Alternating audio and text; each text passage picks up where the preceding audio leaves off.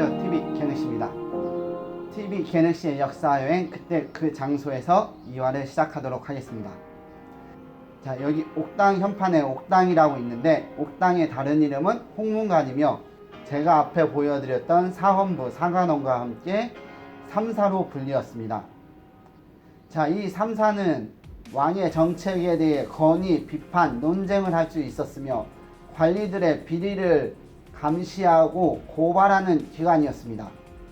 특히 홍문관은 원래는 책을 보관하는 장소였었는데 성종 때 세조가 폐쇄한 집현전의 기능을 성종이 이 홍문관에 부여하면서 홍문관의 기능이 확대되게 됩니다. 자, 이 3사의 기능이 확대된과 동시에 커진 정치적 세력이 있는데 그들이 바로 사림 세력입니다. 자, 사림 세력은 정치적으로 성장하는 과정에 큰 화를 입게 됩니다. 그 화를 여러 차례 입게 되는데 그 중에 가장 큰 화를 조선시대 4대 사화라고 합니다. 조선왕조실록 연산군 일기 연산 4년 7월 11일자 기사를 보면 이런 대목이 있습니다.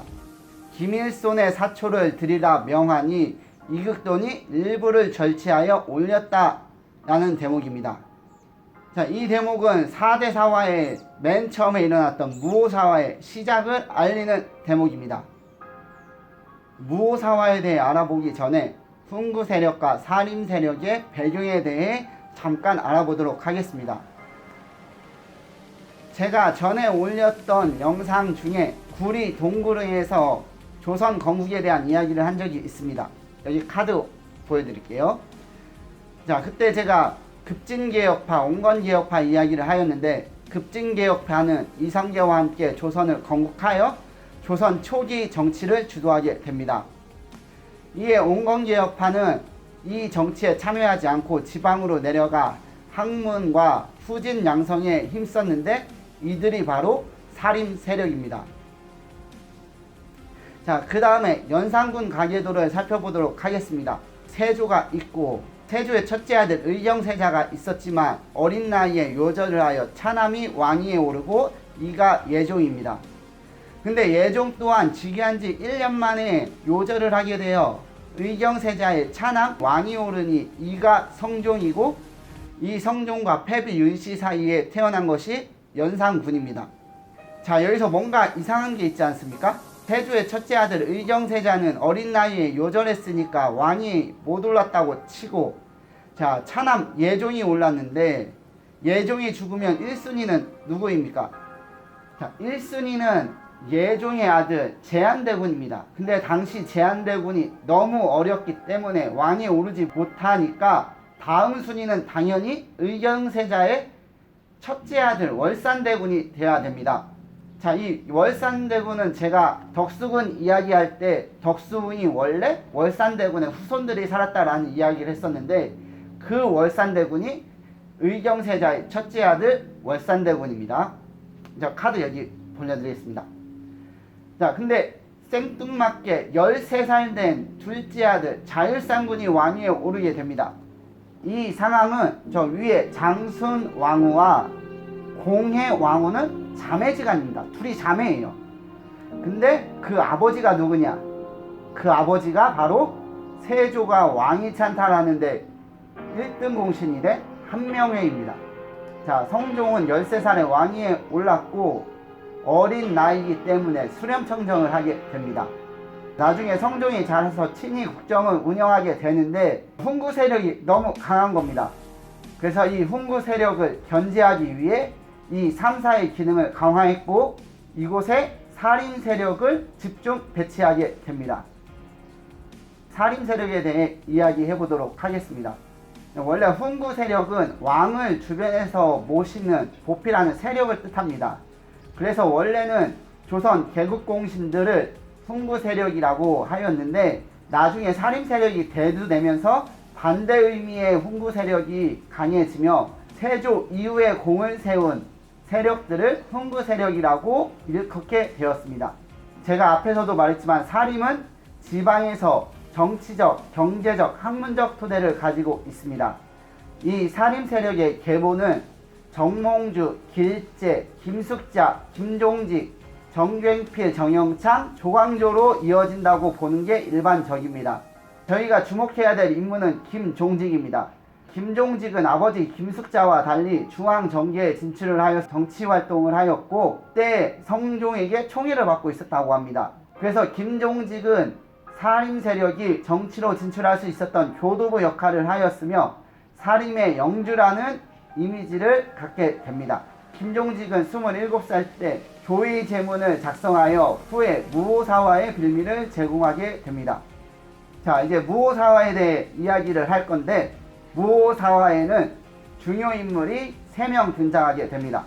김종직의 제자 김일손, 훈구세력 유자광, 이극돈, 이 3명이 등장하게 됩니다.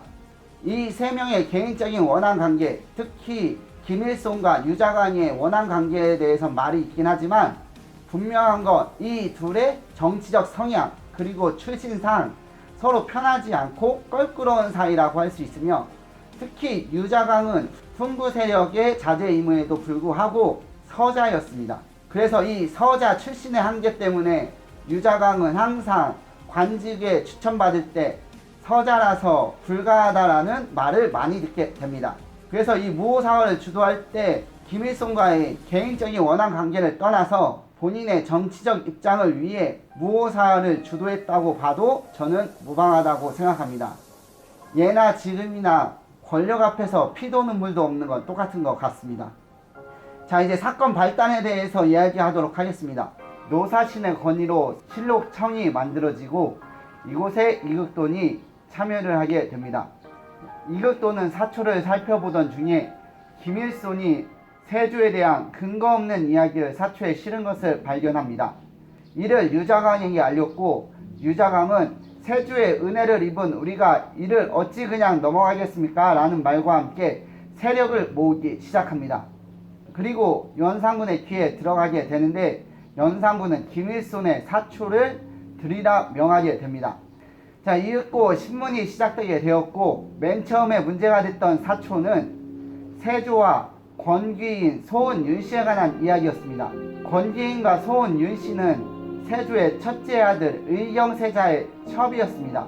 그 내용을 살펴보면 세조가 권귀인을 불렀는데 권귀인은 이에 응하지 않았다라는 내용과 의경세자의 상이 끝난 후에 소은윤씨에게 토지, 땅, 집 등을 하사하였는데 이는 일반적인 시혜보다 갑절이나 많았다. 그리고 대소의 거동에는 어가를 수행하게 하였다라는 내용의 사초였습니다. 이는 세조와 며느리 간의 모종의 관계가 있었다라는 것을 암시하는 내용인 것이었습니다. 이 신문에 유자광이 기름을 붓게 됩니다. 그것은 바로 김종직이 27살에 작성한 조의 제문이었습니다.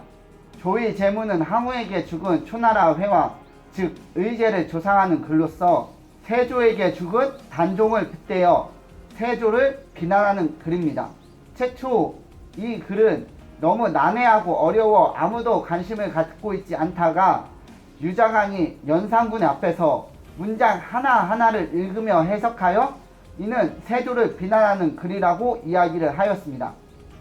이에 훈구 세력은 김종직을 비롯한 사림 세력을 불순한 세력이라고 몰아세웠으며 연산군을 움직여 무오사화를 일으키게 됩니다. 이에 이미 죽은 김종직은 묘가 파헤쳐지고 시신이 꺼내져 목이 잘리는 부관참시를 당하게 되었고 김일손을 비롯한 많은 살인 세력들이 죽거나 유배를 가게 됩니다. 중앙정계에 진출하고 있던 살인 세력은 이 무오사화로 인해 그 세력이 많이 위축되게 됩니다. 그러나 지방에 학문적 경제적 토대를 두었던 살인 세력들은 이후 계속 성장을 하여 조선 중기 후기의 정치를 주도하게 됩니다. 자, 이상으로 TV개늑시의 역사여행 그때 그곳에서 두 번째 이야기를 마치도록 하겠습니다.